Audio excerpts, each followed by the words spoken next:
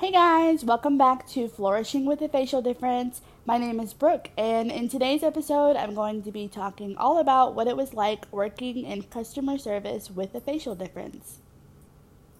All throughout high school, I did not have a job. My main focus was school. And then after my freshman year of college, I ended up moving closer to home and going to a local university. And that's kind of when I felt like it was time for me to be a little bit more independent and get my first job and start making my own money. One big thing that I inherited from my mom is my love for shopping. So when it was time for me to figure out where I wanted to have my first job, my very first reaction was I want to work at Marshall's because I'm obsessed with that store. I shopped there at least once a week, and honestly, it just made sense. I already knew where everything was, and I was very interested in the whole atmosphere. So I put in my application. It was the only place that I had applied to, and within 2 days, I got a call back about an interview. I was super ready, I was super excited, and I didn't have anything to compare my interview to because it was my first one, but I left feeling very confident like I had the job. I didn't find out until like 2 weeks later, probably, that I did end up getting the job, and that is because I am very persistent. I like to get what I want, and I called the store at least once a day or once every other day asking about the status of my interview. I know I was probably super annoying, but I got the job, so I like to think that I'm a winner. I'm still very good friends with the woman who interviewed me and ended up hiring me, so I reached out to her a couple of days ago and I asked her pretty much why she hired me.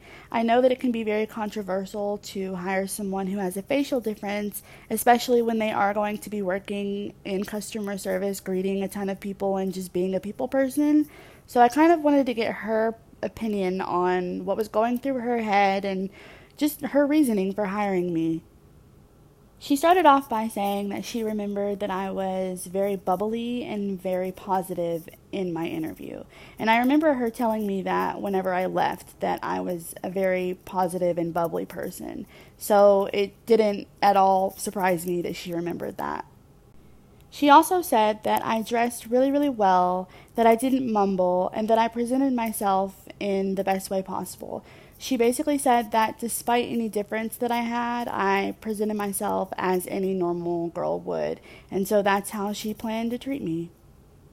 She did ask me in my interview if I had any limitations, and I regret to say that I did lie to her because I really should have disclosed my hearing loss as well as my elbows that prevent me from reaching certain heights.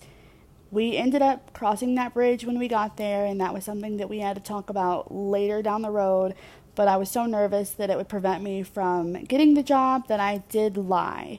I don't recommend it, but it ended up going well. Like I said, we crossed that bridge when we got there, and it ended up getting handled.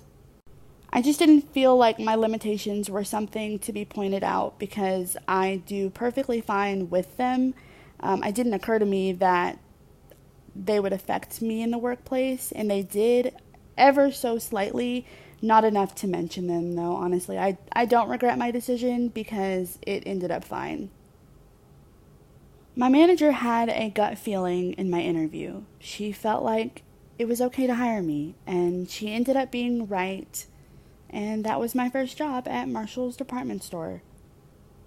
I worked at Marshall's for about 3.5 years, and I did everything you could possibly imagine that a worker at Marshall's would do.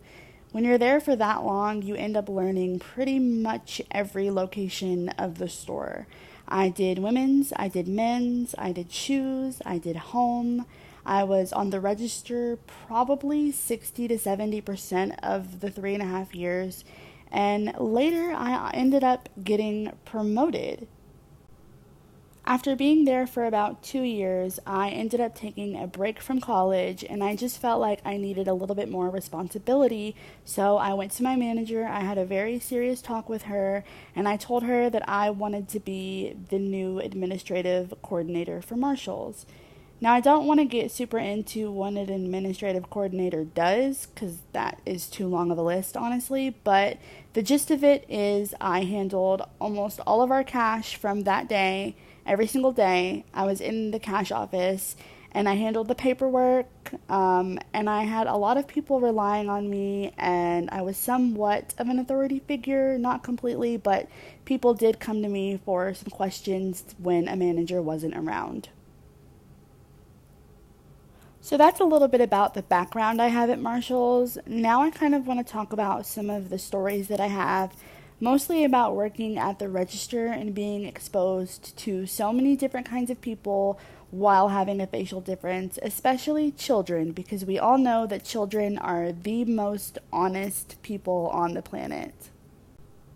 Now, even today, I experience children staring at me, questioning why I look the way that I do, pointing at me all the time. But the big difference about working in customer service and having a child do that to me is you are technically working for the customer, so you can't necessarily get up and walk away or say how you really feel. You still have to continue to help that person, even when you're being stared at or pointed at or questioned. One of the biggest things that a child will say to me is, "Why do you look like that? Why do your eyes look like that? Why do your eyes pop out? What's wrong with you? Why do you look like an alien? You kind of look like a monster." I've gotten called a zombie before. All of these things are definitely common in people who have facial differences, especially pfeiffer syndrome. I don't know what it is that make us look like a zombie per se. I mean, I don't think I have flesh coming out of my skin. I don't smell like a dead person.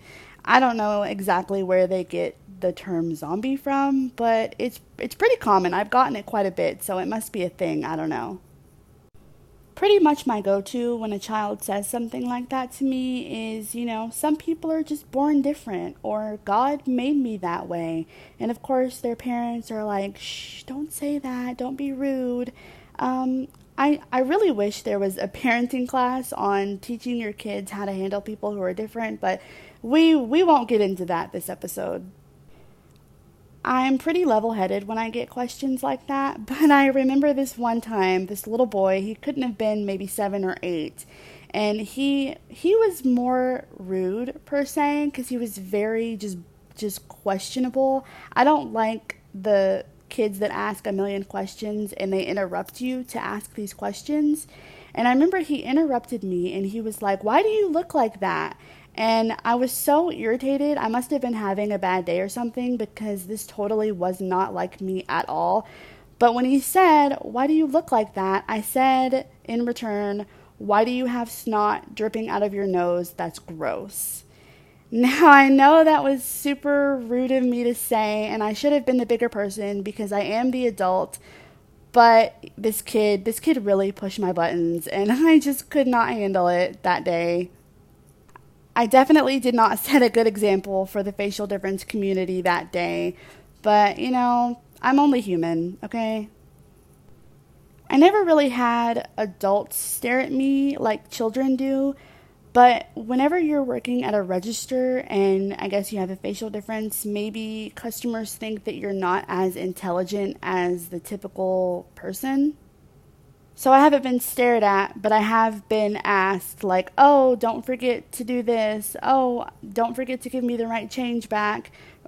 Maybe it's just me, I don't know, but I find it very odd that some people think that I'm incapable of ringing up their items and giving them the correct change and charging them the correct price and making sure they don't get home with an ink tag. I promise you guys, I'm super good at my job. If I wasn't, I wouldn't be up there on a register. My manager would not have me up there if I wasn't perfectly capable of doing my job. But people are ignorant, and when they see someone like me, they automatically assume that my intelligence has been compromised. I remember this one time, this customer was asking me, I mean, I know there's no such thing as a stupid question, but he was asking me a very stupid question. It wasn't a stupid question, but his wording was so bad, I did not understand at all what he was trying to say. And I was trying to dumb it down a little bit for him, but I honestly have no idea what he was trying to ask me. And instead of correcting himself, he took that out on me, and he felt like I wasn't intelligent enough to answer his question. And so he demanded to talk to somebody else, and he said, quote, "Is she retarded or something?" Retarded is one of my least favorite words, and I have gotten called retarded before. I hate using that word, but I've definitely been called that before. And when he said that, the person next to me, it was actually one of my friends, she asked him to ask the question again, and he asked it in such a dumb way. And even she was like, "Sir, we have no idea what you're talking about." So it was nice to know that it wasn't just me that did not understand this customer, but I did not at all like his response. He did not want to take any responsibility that maybe it was him and not me that was the problem. I don't really have a ton of stories that are negative about having a facial difference and working in customer service, thankfully. I don't know if it's just where I'm from, but I really don't get that many rude people. Children aside, I don't really have any rude adult stories. One other quick thing that happened to me while I was on a register was an older woman. She looked like she had a bad back. She came to me and she was complaining that the handicap stall in the bathroom wasn't big enough. And then she proceeded to say, "Well, you're handicapped. You must probably agree with me." I did have to tell her, "Ma'am, I am not handicapped. I am just someone who has a facial difference. You do not need to assume anything about me." I felt like it was very rude. But on another hand, I don't think she meant any harm by it. But I do think that it was very ignorant to think that I was handicapped just because I had a facial difference. There really was so many positives to working in customer service that really do outweigh the negative. I remember one time I was checking out this mom and her little girl.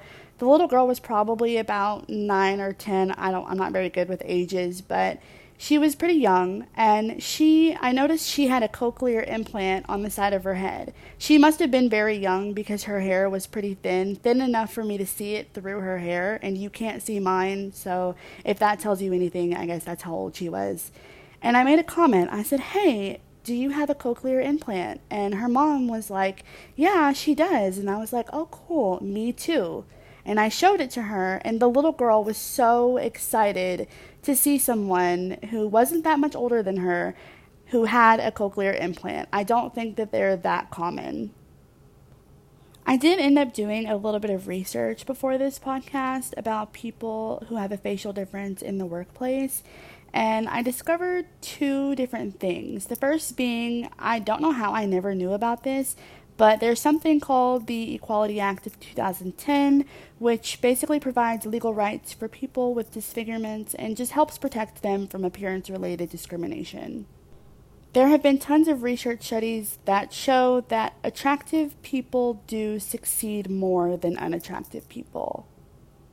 So although the Equality Act of 2010 is supposed to provide rights with people with disfigurements, it's pretty common that someone will go on an interview and not get the job because they are less attractive than another applicant.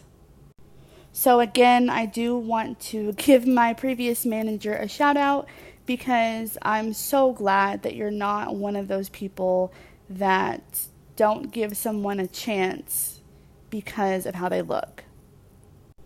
Something else that I found very disappointing when I typed in this exactly. I typed in facial differences in the workplace, and pretty much the only things that pop up, any articles, any blogs, anything like that, basically, how do I put this?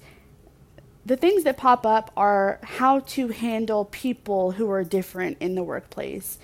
These articles are not for different people in a workplace. They are to help cope with having people who are different in the workplace, if that makes sense.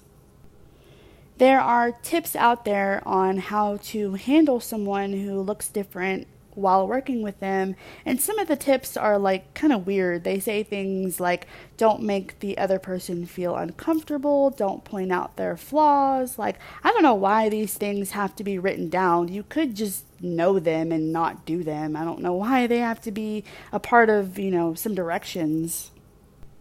But it really kind of broke my heart that there was more information out there on how to handle someone who is different rather than information on what it's like being that person who is different. Aside from the daily stares and comments from young children, I had a really good experience at my job as far as being different. I had amazing, supportive coworkers. My managers did not treat me different at all, which is exactly how I want to live my life. And I'm very happy with my time at Marshall's. I was there for so long. I pretty much grew up there. Everyone there has seen me cry. They've seen me laugh. They've been through it with me. And I appreciate all of my Marshall's crew.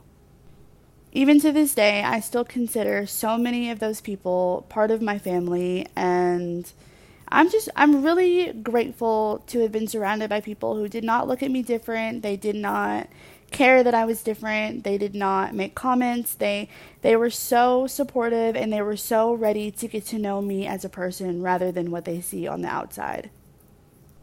I made lifetime friends while working at Marshall's, and there are even some of my future bridesmaids that I met at Marshall's. My two best friends. I'm so lucky to have them, and without Marshall's, I would not have ever met them.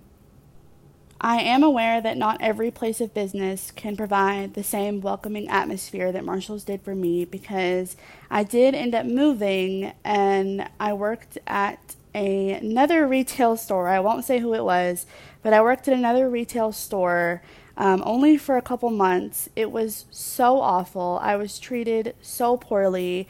I was definitely treated like I had a facial difference by everyone that I worked with, and it really tore me down. It really messed with me mentally, and I'm so glad that I got out when I did, because there should not be a single person out there making me feel like less of a person because of how I look. And I quickly realized that, and I left, and I'm so much happier now that I'm out of that toxic atmosphere. But working in that toxic environment definitely showed me how much I appreciated Marshall's and how much I appreciate everybody who worked there and who didn't do that to me, because I know that it is possible. I see that now, and I want to give some support to anyone out there who not only has a facial difference, but is having a hard time in their workplace. Just leave. I mean, I know it's your job and it's your money, but your mental health is so much more important. You cannot succeed in a toxic work environment, and I advise anybody to leave if they are not happy. So that pretty much wraps up this episode on what it was like for me working in customer service while having a facial difference. I'm so glad that I have a platform where I'm able to share my stories and experiences. It feels really, really good to open up and share my insight. Definitely stay tuned for next Friday's episode, all about my very first boyfriend and what it was like to start dating while being different. Thank you so much for listening to Flourishing with a Facial Difference.